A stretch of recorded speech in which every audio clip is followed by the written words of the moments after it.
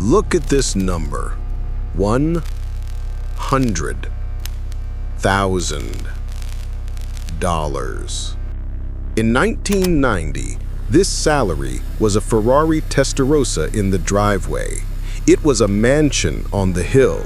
It was freedom. Today, that same number is a used Honda Civic with a check engine light on. For your entire life, the system programmed you.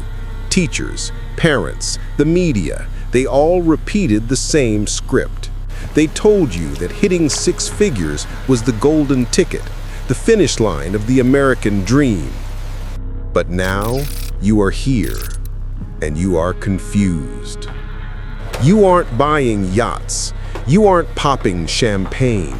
You were buying generic brand groceries. You were skipping vacations. You were doing everything right. You even stopped eating the damn avocado toast like they told you to. Yet somehow, at the end of the month, the money is gone. Here is the cold reality they won't tell you on the evening news. $100,000 is no longer rich. It is not even comfortable.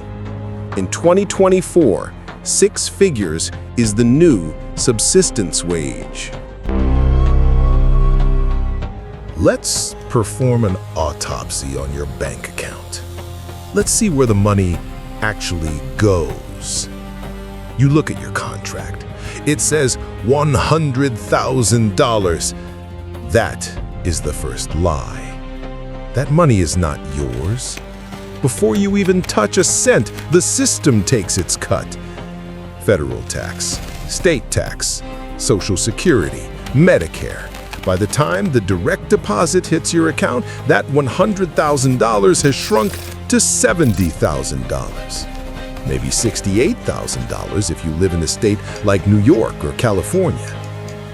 So, you have $5,800 a month. Now the real bleeding begins. Housing. The old financial gurus say spend 30% of your income on rent. That is a joke. In 2024, if you want to live in a city where the jobs are, you are spending 40, maybe 50%.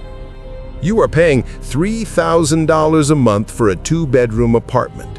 You aren't building equity. You are paying off the mortgage for a private equity firm like BlackRock. What's left? About $2,800. Now factor in the success tax, your student loans. That degree was supposed to set you free. Instead, it is a $600 a month shackle around your ankle.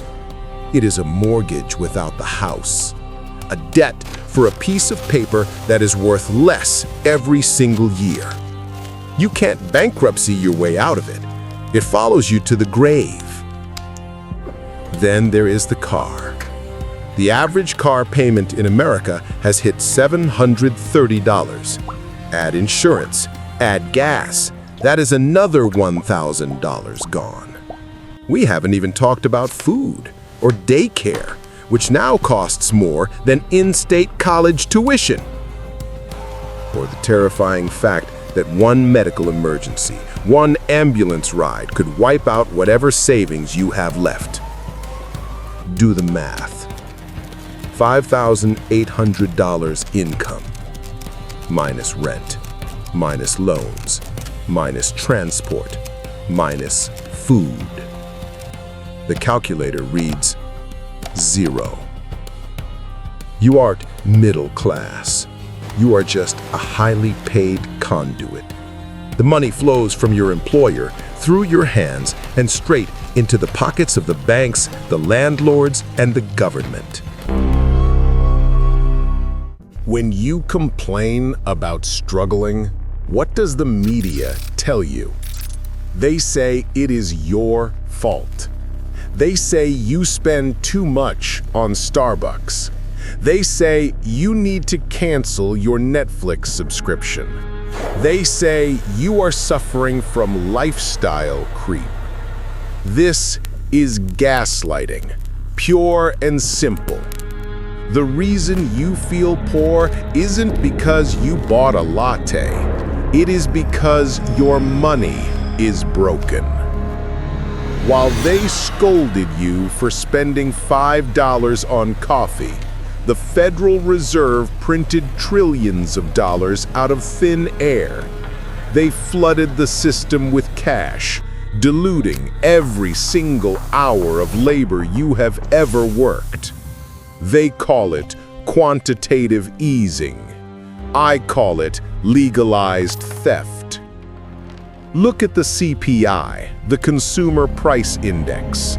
The government proudly claims inflation is under control, hovering around 3%.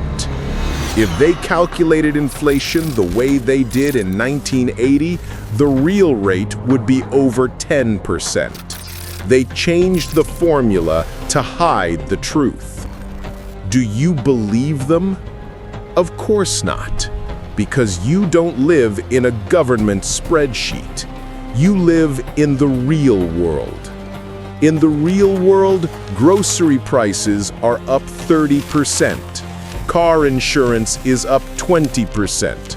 Rents are up 50% in some cities. The official numbers exclude the things you actually need to survive. They rigged the data to keep you quiet. Here is the most terrifying stat of all. Adjusted for real purchasing power, earning $100,000 today is roughly equivalent to earning $58,000 in the year 2000. Think about that. You worked your way up the corporate ladder. You got the promotion. You hit the six-figure milestone. But in reality, you have the same standard of living as an entry-level employee from 20 years ago. You didn't get a raise. You got a massive pay cut disguised as a bigger paycheck. The number on your check went up, but the value of your labor evaporated. So, what is the verdict? First, stop worshiping the number. $100,000 is a psychological trap. It is a relic of a bygone era. If you are aiming for that number, you are aiming for mediocrity. Second, realize that you cannot save your way out of this.